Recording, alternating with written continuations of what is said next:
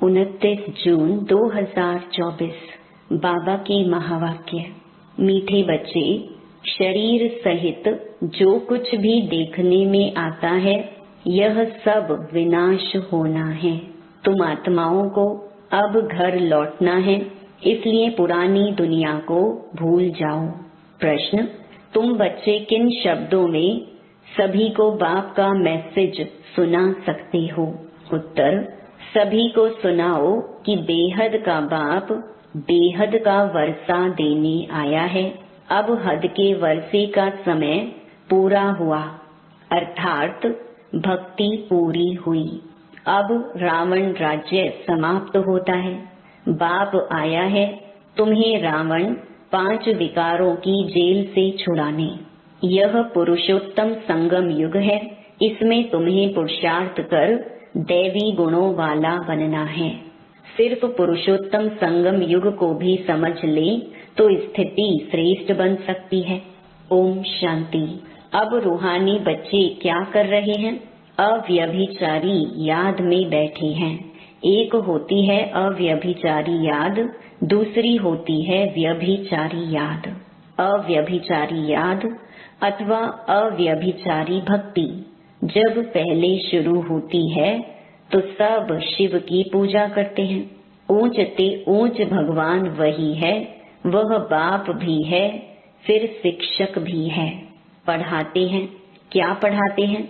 मनुष्य से देवता बनाते हैं। देवता से मनुष्य बनने में तुम बच्चों को 84 जन्म लगे हैं और मनुष्य से देवता बनने में 1 सेकंड लगता है। यह तो बच्चे जानते हैं। हम बाप की याद में बैठे हैं। वह हमारा टीचर भी है, सतगुरु भी है। योग सिखाते हैं कि एक की याद में रहो।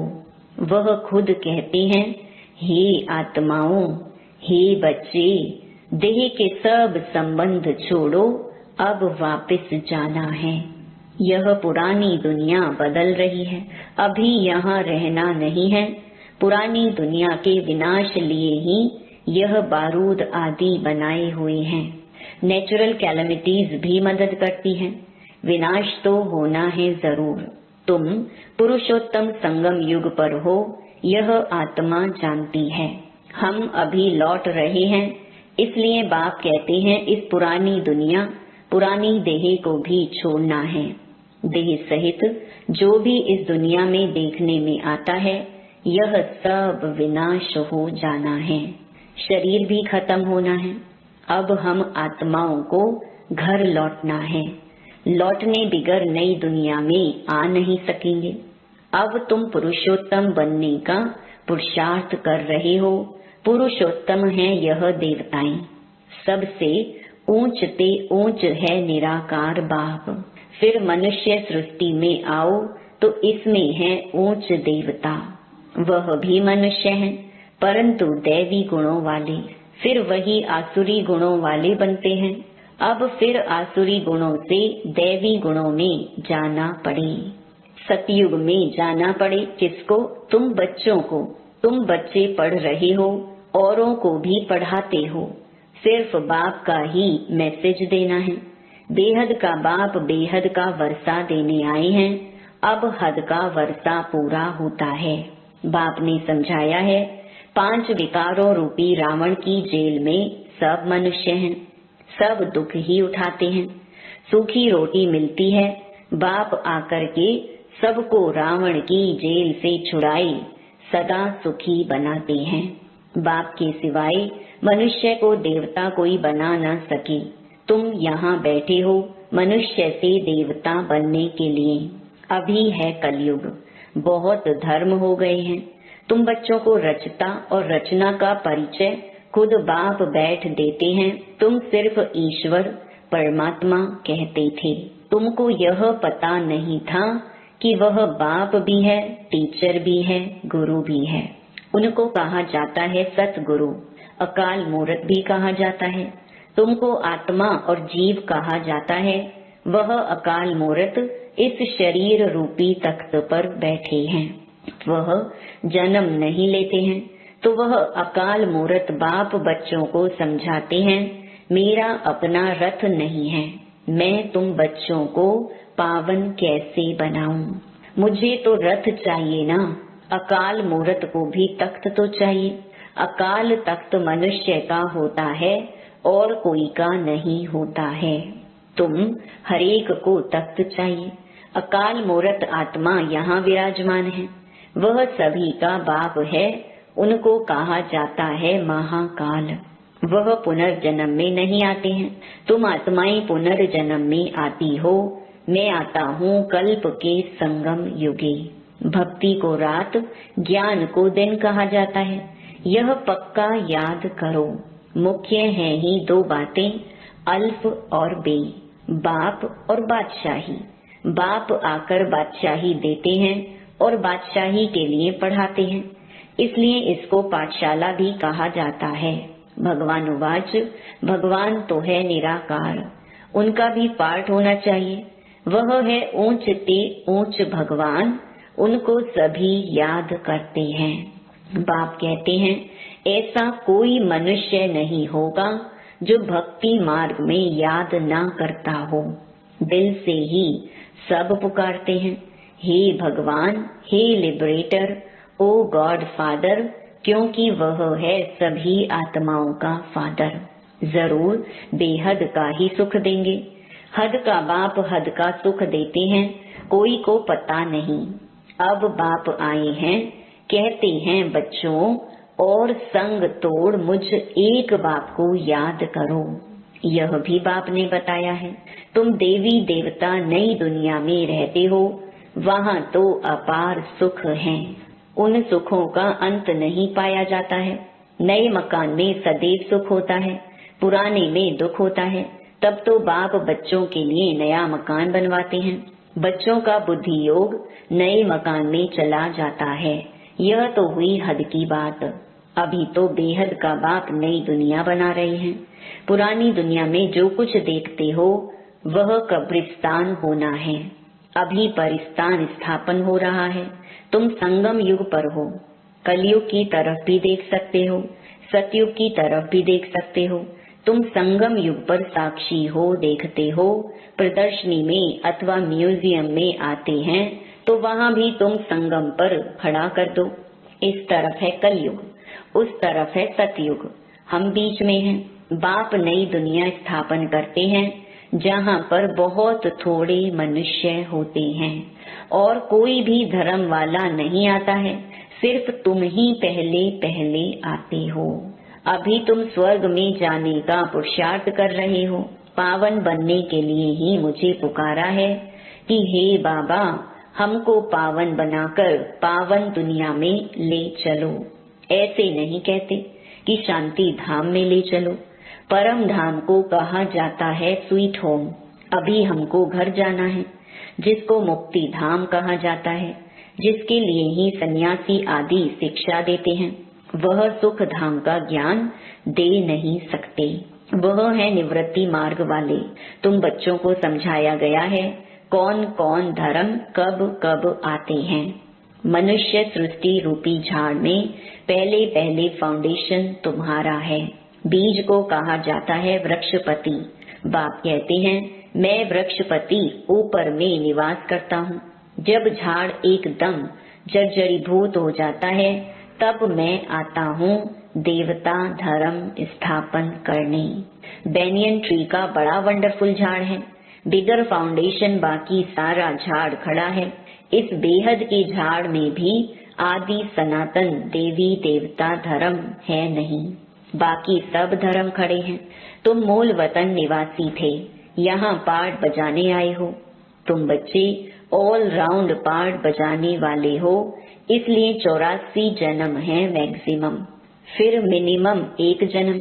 मनुष्य फिर कह देते 84 लाख जन्म, वह भी किसके होंगे यह भी समझ नहीं सकते।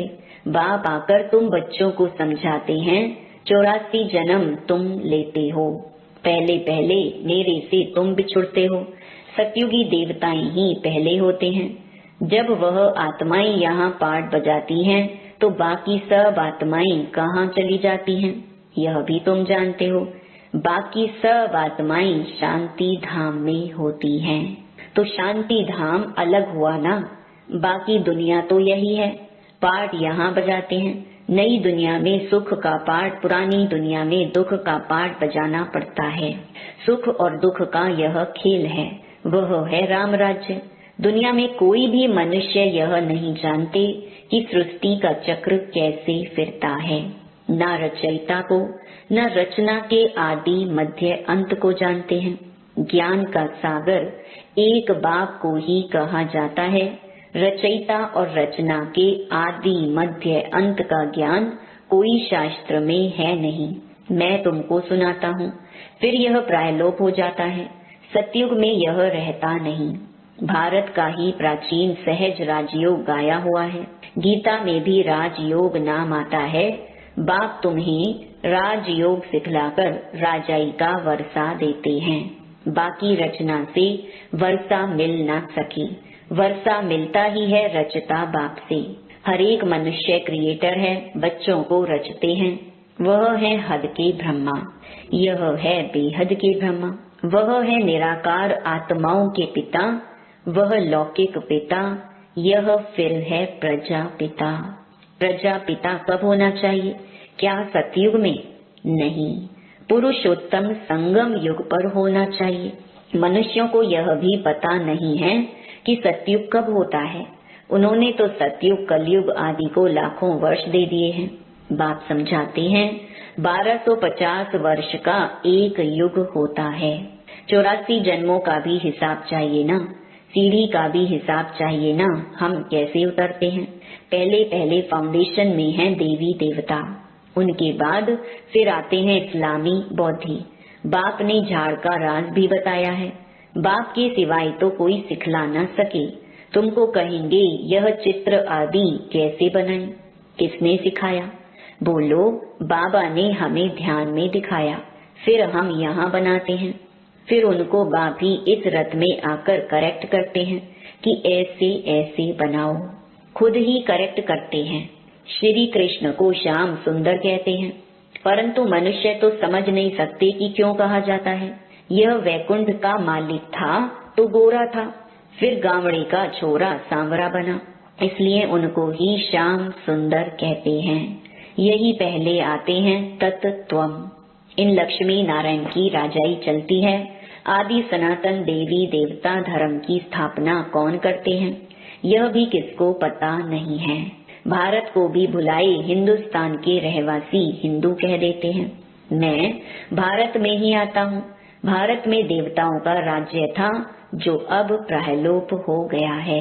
मैं आता हूँ फिर से स्थापना करने। पहले है ही आदि सनातन देवी देवता धर्म। यह झाड़ वृद्धि को पाता रहता है। नए नए पत्ते मठ पंथ पिछाड़ी में आते हैं तो उनकी भी शोभा हो जाती है। फिर अंत में जब सारा झाड़ जर्जरीभूत अवस्था को पाता है तब फिर मैं आता हूँ। यदा यदा ही अधर्मस्य ग्लानिर्भवति भारतम। आत्मा अपने को भी नहीं जानती तो बाप को भी नहीं जानती। अपने को भी गाली देते, बाप को और देवताओं को भी गाली देते रहते हैं।